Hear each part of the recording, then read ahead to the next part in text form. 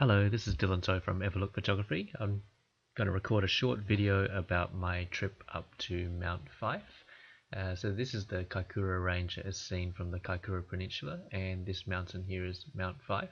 I was really doing it just for the walk, but I imagined that perhaps you might get a good view of the Seaward Kaikoura Range from up there. That's a bit different to the usual fare. So just to give you an idea of where we were, the Kaikoura Peninsula is where most of the pictures you see are taken from, and we were staying right on it about here. So Mount Fyffe and the trailhead starts way over here. So the day before, I went up with the girls probably as far as this tarn here before they got tired, and we came down. And already even from there you could see that you could get quite a good top-down view of all of these great green pastures down here. And to get to there with the girls, it probably took about an hour their time.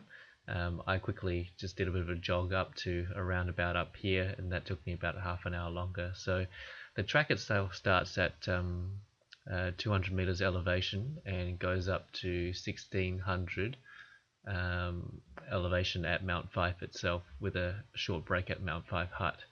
So basically sunrise was just before 7 o'clock, so I gave myself a few hours to get up to the top, which meant that basically I had to leave the peninsula home at around 3 o'clock in the morning, get to the trailhead and just see how I went up this upward slog.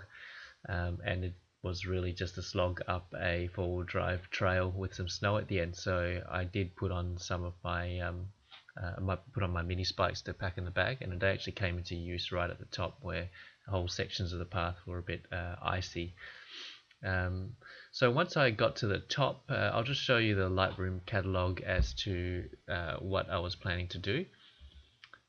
So this is taken just at dawn, and in terms of the equipment that I brought up the Canon because basically I've had failures with the A7R2 whenever there's slightly challenging environments, and usually when I head up to peaks it is usually windy or the conditions are quite variable. Now, having said that, when I started I could see stars everywhere and the forecast was for completely clear skies, and completely clear skies was what I got, so there wasn't really going to be anything dramatic in the sky to capture.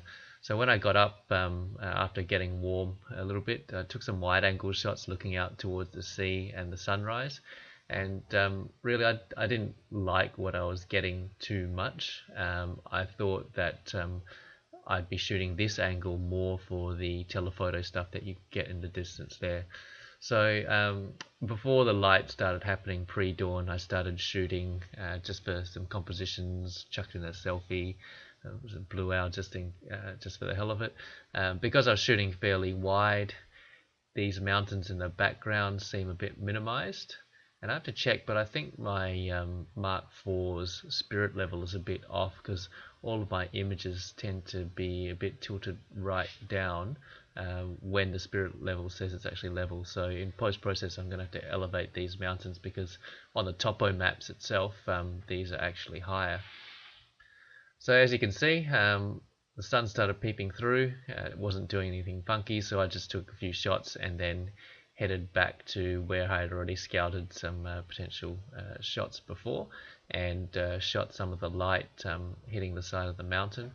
It was extremely windy up there and cold. Fingers weren't moving that well, so I didn't really want to change lenses around too much, so I stuck with the 16-35 and the filter system that was on it. So most of these were taken with a polarizer and a 3-stop medium, which is the filter that I use for the most of the trip. So as the light started happening, I thought I'd try for a pano, which is these frames here, and put together. That's what it looked like in Lightroom. Once again, kind of minimizing the height of the mountain, so I knew in post-process that I have to try and bring up that kind of ascending range there a little bit better. And then once after the pink light started to fade, you started to get some direct light on the foreground. And one of my favourite plants in New Zealand are these vegetable sheep. which I took a few photographs of, and the light got a nice kind of golden color. So I will do this hike again, and hopefully there'll be some more interesting clouds in the sky than this kind of hint of cloud that we got here. And so once all the light had happened on the range that I thought was at its peak and was only going to deteriorate from there and get too harsh, I grabbed out the 7200 with a 2x extender and started shooting the long top-down type images that you might see, for instance, from the Palouse. But you are way higher than Steptoe Butte is in the Palouse area, so the focal lengths you're talking about are much longer. And when you're using very long focal lengths, unfortunately you get this mid-tone hump of death. So in the post-processing of all of these, which I'll probably do in a separate video, basically trying to find ways to make sure that there are some brights and some darks in the image. And these are some of the compositions that I have yet to edit. Probably like these two here the most, but the one I have done is one of the ocean meeting the sea. So in terms of the images that you may not have seen so far, this is taken obviously from the base. That's the image that you've seen, may have seen. That's from a dolphin cruise, and that's the end result of the pano that was taken. So thanks for listening, and hopefully I'll release more of these if you thought they were half useful, particularly if you're planning to go to Kaikoura.